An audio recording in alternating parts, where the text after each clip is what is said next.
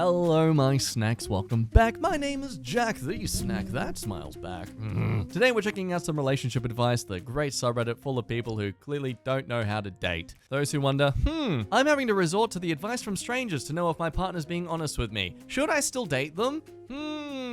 My 24-year-old female sister, who's 18, is engaged with my ex, who's 32. My father encouraged the relationship to spite me and my mother. Hi, everyone. This is a little complicated. I'm 24. My parents, 44 and 51, divorced when I was 14. My dad was having an affair. I caught him with the other woman and told my mom about it. He's hated my mom and me ever since. My sister, 18 now, was 7 at the time of the divorce, and he started using her as a pawn. He'd tell her lies about me and my mum so she wouldn't want to live with my mum. He told my sister me and my mum were going to throw away all of her toys. He got her a dog and told her if she stayed over at my mum's house, nobody would feed the dog and it would starve. So because of this, my sister has wanted to live with my dad since they divorced, and her relationship with me and my mum is pretty strained. When I was 16, I started dating a guy who was 24. I was with him for 3 years. I finally left him after he put me in the emergency room for the 3rd time.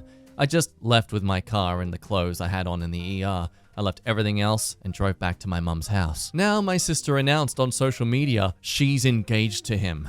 My mum called my sister furious. She said she's been dating him for over a year now, and my father knew about the relationship and encouraged it. She told my mum she was 18 now. She just turned 18 2 weeks ago. It was too late, and she couldn't do anything about it. My mother talked to my father, who basically said for me and my mum to F off, that he doesn't blame Alexander for putting me in the hospital and hopes he does it again if I don't shut up. My dad admitted to purposely not telling my mom about my sister dating him, to keeping in contact with him and letting him stay over the house with my sister alone for years. He's allowing all of this just to spite me and my mom. Is there any talking sense into either of them? This man has a record of being domestically abusive, and your father lets him be with his other daughter.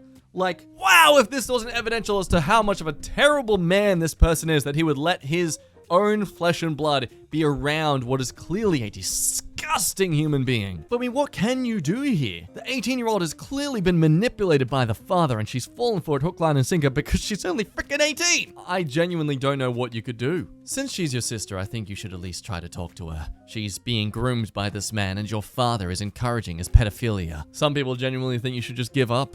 Then let it happen. If it doesn't work out well, just tell her what happened. You can lead a horse to water, but that doesn't mean they are going to drink it. Oh, but it gets even worse. Even trying to talk to the sister about the fact that he has an abusive past and he is not to be trusted in a relationship. I guess I should have mentioned that she knows what happened. I mean, just the ramifications of doing this to this girl. Like, it's not just going to be a case of her possibly finally coming to realize that this man's terrible. She's going to be stuck with him. The father definitely isn't going to let her leave him. I'd say, honestly, for your own sanity, you've just got to let it be. At best, you could maybe try and somehow press charges on him. Hopefully that can screw things over. But at the same time, that would just make things worse between you and your sister, because she would just feel this as you coming across as jealous. This is one of those days where you genuinely have to let your sister experience what you went through. So weird thing to say, but knock some sense into her. Oh, that's not appropriate. I stopped a friend from suicide, and he confesses his love for my girlfriend. This is exactly what it sounds like, and I just needed to say something somewhere.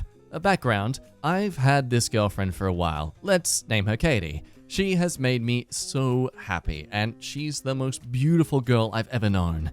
I also have a friend named, let's say, Braxton. Braxton has a girlfriend named Sasha. So it's Valentine's Day, and I just got home after giving a gift to my girlfriend. I get a text from Braxton that says he was about to put a toaster in the tub with him. I'm freaking out at this point and frantically texting him. Long story short, he gets a bit better and stable, and he's fine for now. Next day, I found out he had texted Katie and shared his feelings for her right after I was on a call with him. This happened less than 2 hours after he broke up with his girlfriend Sasha over text on Valentine's Day. This piece of garbage came to me for help, then proceeded to go around my back and flirt with the only girl that truly means something to me. I don't know how to react or feel. I've never been so angry yet helpless. I know he's struggling, and I believe that everyone has value in their life, but I can't keep pretending like I have no idea what happened and continue to be his therapy buddy. What in the heck am I supposed to do here? I remember watching something a while ago that kind of pointed out the fact where people make the justification, oh, I shouldn't help my friend. I can't help my friend because they'll hate me. I try to reach out to them, but they just hate every time I, attempt to. To which the response is, good, let them hate you. Let them feel something about you. The fact they hate you is because they are in pain. They are feeling something towards you, therefore they are feeling something in this world that keeps them here. But then how do you apply that to this situation where your attempts to reach out to them are also resulting in you finding out that they're doing these things behind your back that are clearly not considerate towards you whatsoever. They see you as their beacon in a sense, their anchor, but you currently see them as a backstabbing son of a bitch. Top comments are suggesting they go into professional therapy, but typical that they've convinced him, but he refuses. Says he'll hurt himself if I tell his parents, so I'm just in a toxic loop. And I think this is honestly the better situation here. Nah, tell his parents, a trusted teacher, and then stop contacting him. Make sure you keep screenshots of all relevant conversations. A real friend wouldn't do this to you. Mental health isn't an excuse to betray your friends.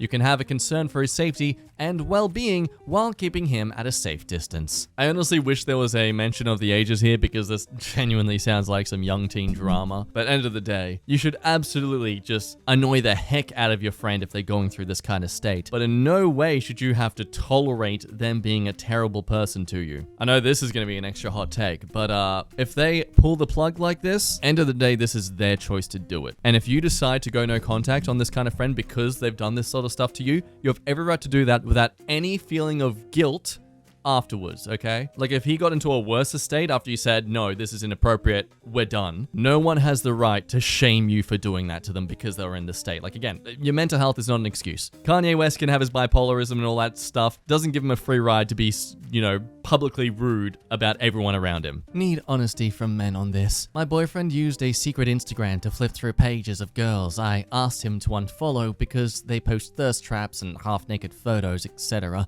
Or we had problems about them before. He said he wasn't looking at the photos intimately, or instead, he was just analyzing their faces to understand what he liked about them so much. These are girls we've argued about and have blocked on his account. I just need some real honest truth. Is this BS or just any insight? He says he feels terrible about doing this behind my back and will never again. He will again. He will, and indefinitely do this again. Like, it's straight up, he feels terrible for being caught. Nothing else. There's no other sincerity here aside from the fact of, I feel bad about getting caught, not bad about the fact that I literally betrayed the trust you put onto me. I think your main issue here is the fact you have to resort to knowing advice from strangers online rather than his own honesty as to whether or not you can trust him and, what he's saying. Dump his ass. Now, I like this next story because the OP in this one actually gets very constructive. It's rare. Getting past a significant other's promiscuous past. I'm 27, a male, in a monogamous relationship with a girl who's 28 that I was friends with in high school. We both went away to college, didn't really talk much for like 8 to 9 years,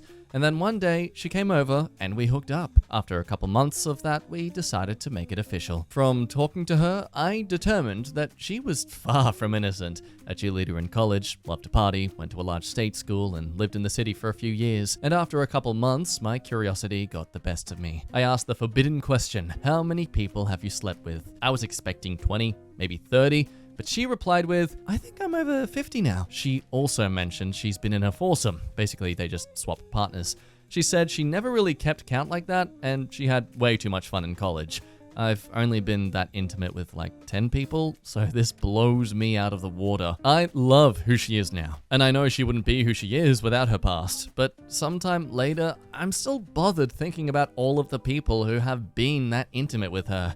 I'm a reasonably progressive guy. I've hooked up with some people, I've had some friends with benefits, and had some serious relationships. I don't think I've ever had a true one-night stand. Friends that I have talked to about this have said, that's not so bad, I've done worse, or there's more to love than smacks, or just give it some time. She's only ever really been in one other serious relationship, as in she's only ever taken one other guy home to meet her parents, only ever said I love you to one guy besides me. Whereas this is my 4th serious relationship.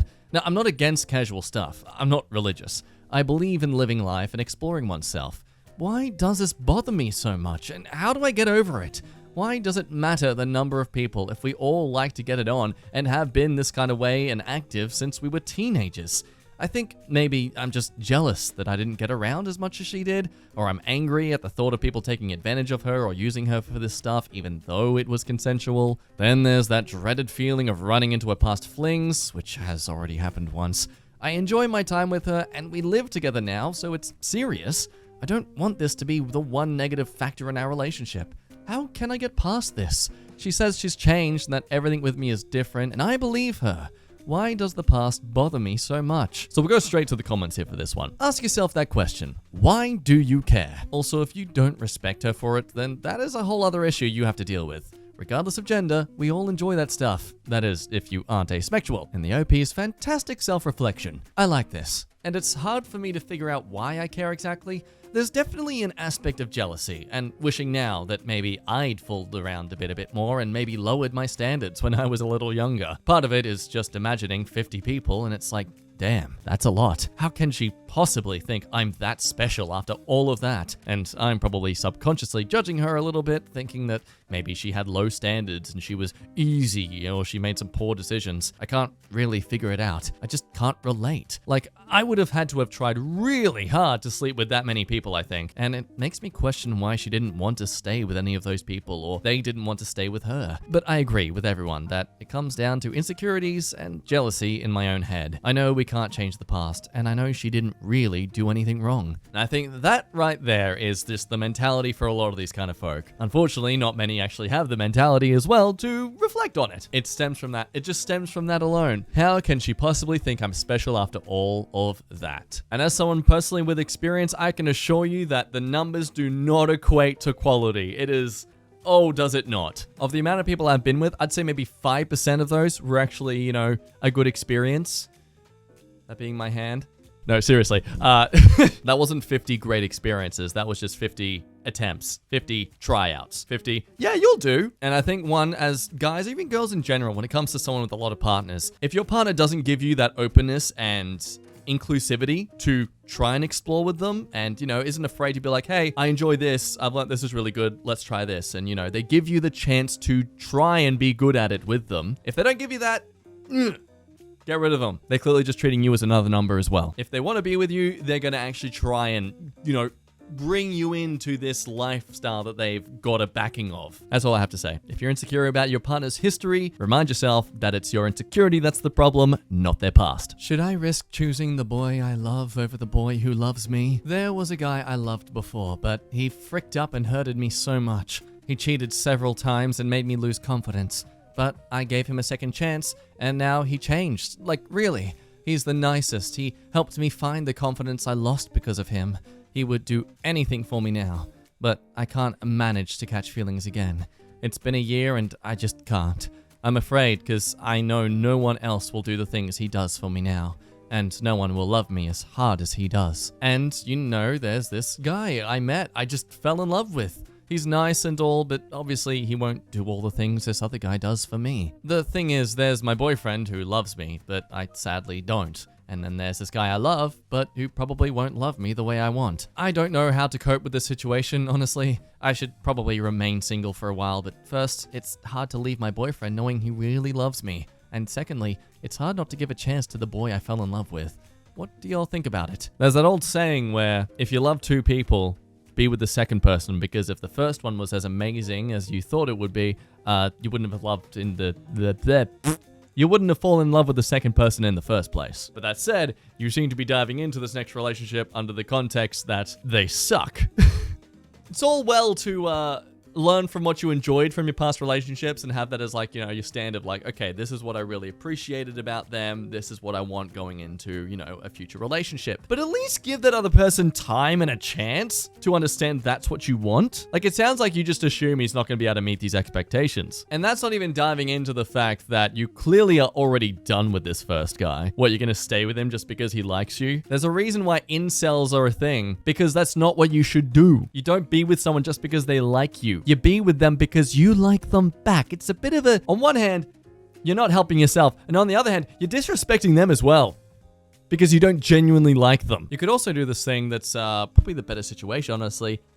don't date either of them. I mean, are you really in love with this other guy, or are you just in love with the fact that it's another guy giving you some attention? You know, does he just look like a good rebound? All I'll say is, if you're not going to give him the opportunity to give you what you want and look for in a relationship, then no. You're just going to be as equally disrespectful as if you stay with your current partner who has already been disrespecting you. Like, why would you go back with them? Well, oh, because he's being nice to you now. Oh, that's something really fresh and unique in a relationship. Come to our restaurant. Our food won't poison you. Wow. 5-star Michelin. Husband, 30-year-old male, who I, 30 female, haven't seen or had any contact with in 3 years, showed up to my home after I filed for divorce. I left my husband 3 years ago. Our relationship wasn't good at the time. We were fighting constantly and life was so stressful that I was having panic attacks multiple times a day towards the end. The panic attacks weren't caused by him exactly.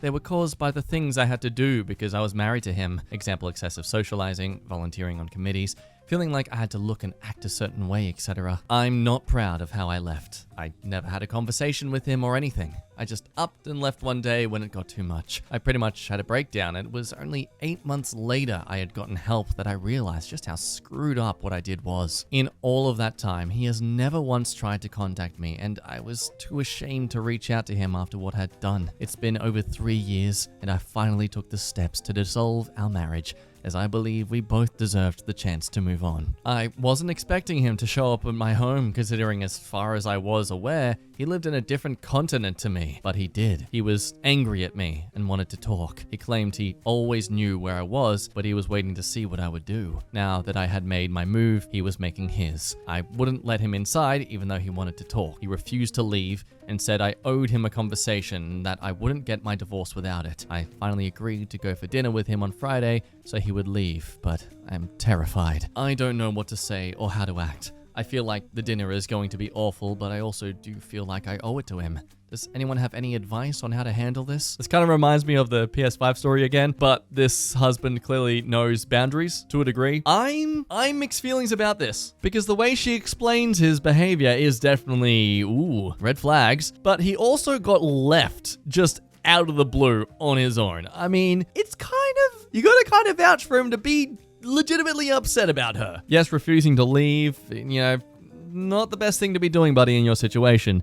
But again, someone he's been with for 3 years just suddenly up and leaving, of course you're going to feel absolutely betrayed and, you're not really going to be respecting their space if they just, absolutely wasted and disrespected yours. I don't know. It's just, it feels off. I think what makes me not too adamant to assume that he's going to be someone very dangerous to her health and safety is the fact he clearly offered the dinner idea. I mean, she finally agreed to go for dinner, so she wasn't the one who suggested it. He did. He wants her to be in a public place as they speak and talk. That said, I still think your feelings are valid. Obviously, yeah, look, if you did something that would really upset someone, you'd obviously be terrified as to what they do to you in return. I think if you have any close friends or family around, bring them too. Inform him as well, at least. Let him be aware that someone else is coming with you, and if he respects you enough, he'd understand. If he's aware of who he is right now, he'd understand. Top comment goes into that kind of thing. I mean, you do owe it to him. You left out of nowhere. If there was a problem, you should have said something. People can't read minds. I understand how you felt, but leaving with no explanation is out of the question.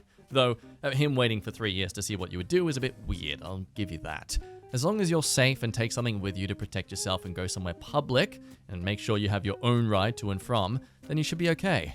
But take the advice I've said. Even though it sounds like you already know this, it's not only with relationships, but friendships as well. And I think this comment does make a good highlight of this. My interpretation of this is that he didn't want to risk pushing her away. If he ran after of her instead of giving her time and space, then she might have just run away again. Giving her time to sort out her thoughts and potentially reach out to him for an explanation was, in my opinion, the right move. Yeah, that thing the other dad should have done this entire time. Let's be honest, yeah, she was leaving anyway, so. Look, yeah, it's interesting because this is one of those stories where, like, would they be an a-hole in this situation? I think absolutely. This comment kind of nails it. This is brutal. You blamed all your problems on him and ghosted your husband. And once you realized your mistake and all of the projection you placed on him, your pride was so great, you just wanted to live in denial and pretend nothing happened so you never made amends or took accountability. Your husband deserves a conversation, and he also deserves better. My heart does kind of go out to this guy. You put 3 years into something with someone, and they just ghost you. So a 3-year marriage, you had been dating before that, and you just ghost them. Like, I'll encourage the idea of civility and, open, respectful communication, but I'm not at all going to shame him for just emotionally unloading on you. Well, my friends, that is all with today's stories. Thank you as always for watching. It's been a pleasure having you here. Be sure to like and subscribe. Boopy boop on the buttons. Any of these stories stand out to you, feel free to let me know down below. And if you have any stories yourselves that you find that we should talk about on this channel, feel free to send them to me via Instagram or even through here somehow. I don't know. Heck, you can email me. I've got that in the description too. Anyway, as always, thank you for watching. Love your faces, and I'll see you next time. Bye-bye.